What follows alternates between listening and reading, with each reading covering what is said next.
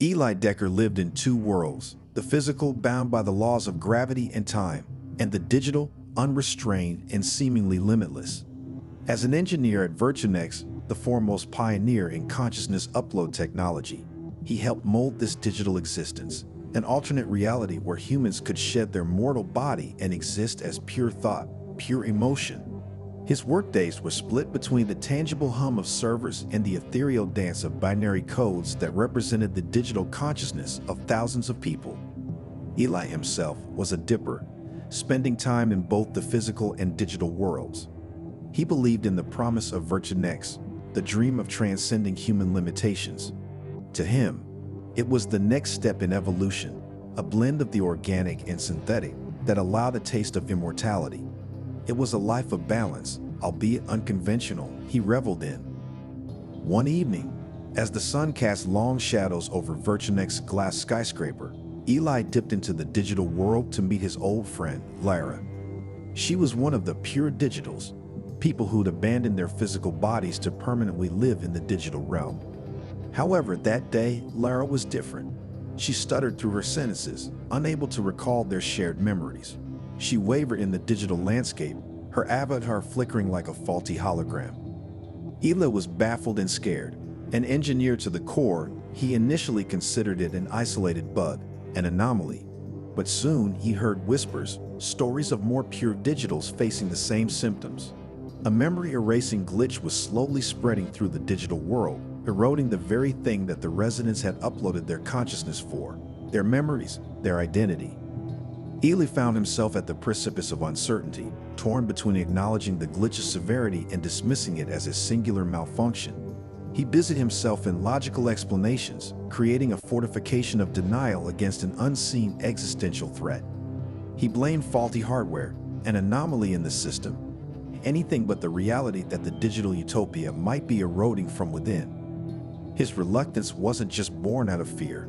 It was also a defense mechanism to protect the world he had helped build, his faith in the promise of digital existence. To accept the glitch meant confronting a terrifying question. What if the digital realm wasn't the eternal haven they had promised to humanity? What if it was a sandcastle being swept away by the tide of eroding memories? After a few weeks of futile denial, an unexpected meeting guided Eli onto the path he had been avoiding. He crossed paths with Dr. Rhea Morris, a renowned neuroscientist and a former lead researcher at Virtunex. Dr. Rhea had been observing the glitch from afar, piecing together its pattern, its inexplicable randomness. She saw in Eli a chance to make a difference, a bridge between her scientific understanding and the hands-on knowledge of Virtunex systems. She presented Eli with a small device, a shield generator she had designed. According to her, this device could, in theory, protect the digital consciousness from the memory-erasing effects of the glitch, creating a cocoon of stable code around the user. Eli was skeptical, but the desperation in his eyes told a different story. Armed with Dr. Rhea's device and a newfound resolve, he was ready to step into the maelstrom, to trace the glitch back to its source, and in doing so, redefine his understanding of the world he had helped create. Dr. Rhea's device felt heavier than its size as Eli prepared to immerse himself back into the digital world. His fingers danced over the console, a ritual he had performed countless times, but the sense of unease was new, a trepidation born from the unknown.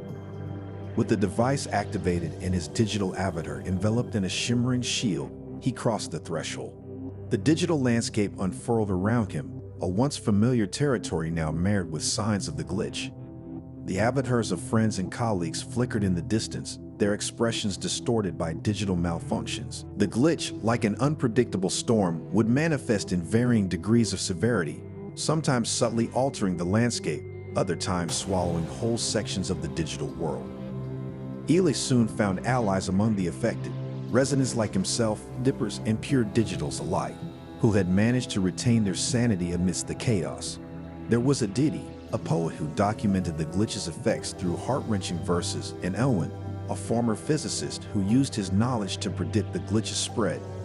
Together, they formed a coalition of survivors, determined to resist the glitch and protect their shared reality.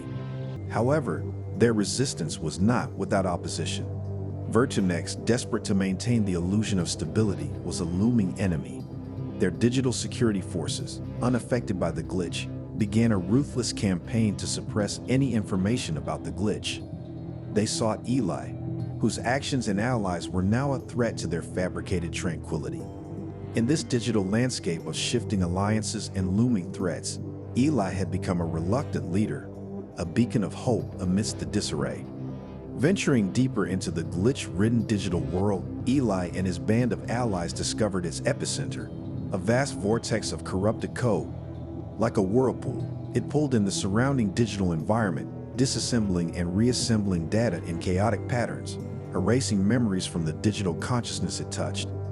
It was a terrifying spectacle, a digital black hole that symbolized the relentless, expanding glitch. Eli's engineer's mind took in the chaos, understanding the urgency. If left unchecked, the vortex would expand until it consumed the entire digital world, erasing the collective consciousness of humanity dwelling within it. With this chilling revelation, Eli knew he had to act. He decided to use Dr. Reed's device on the vortex in hopes of stabilizing it. It was a gamble, an act of desperation, but it was all they had. As Eli approached the vortex, its shield shimmering defiantly, Virtunex's security forces materialized, a phalanx of code and algorithms designed to neutralize threats. They saw Eli's attempt to shield the vortex as an act of rebellion, a threat to their control. What ensued was a fierce battle within the digital world. Eli's allies rallied, combating Virtunex's forces as Eli pressed on towards the vortex. It was a surreal spectacle, a testament to human resistance amidst digital decay. Despite the odds, Eli reached the vortex, plunging Dr. Reed's device into the very heart of the digital storm. For a moment, nothing happened. Then the shield activated, rippling outward from the vortex, stabilizing the chaotic flow of corrupted code. Eli had done it. The vortex, while not eliminated, was halted in its expansion. The memory erasing process slowed. It was a small victory in the face of a larger threat, a moment of triumph amidst the ongoing crisis. His actions gave the digital world a brief respite, and his allies renewed hope. Their fight was far from over, but they had proven that the glitch was not invincible. Eli's courage and resilience had sparked a resistance that would resonate through the digital world. With the vortex stabilized, Eli needed to return to the physical world. He had to expose Virtunex's lies, reveal the truth of the glitch to the public. The path back, however, was strewn with regions still unstable from the glitch's effects. He journeyed through digital landscapes now alien and erratic, vast fields of code corrupted and distorted. Each step was a risk, each moment a potential slide into oblivion. Would Eli make it back to the real world? Eli awoke in the familiar hum of the Virtunex lab, his physical senses overwhelmed after his digital odyssey. He was back in the world of reality, carrying with him the chilling knowledge of the glitch. He wasted no time in exposing Virtunex's deceit. Data logs, personal testimonials, and the shocking revelation of the glitch were disseminated to the public, breaking the illusion of a flawless digital existence. The fallout was immediate and intense. There were protests, cries for justice, and a tidal wave of debates questioning the ethics and safety of uploading consciousness. Virtunex was thrown into the harsh light of scrutiny, its reputation tarnished by the revealed truth. For Eli, however, the journey was far from over. He pledged to dedicate his life to make the digital world safe, to honor his lost friends by preserving human memory and identity. He had returned with more than just the elixir of truth. He carried the legacy of bravery and sacrifice, and a determination to protect the delicate line between human reality and digital existence.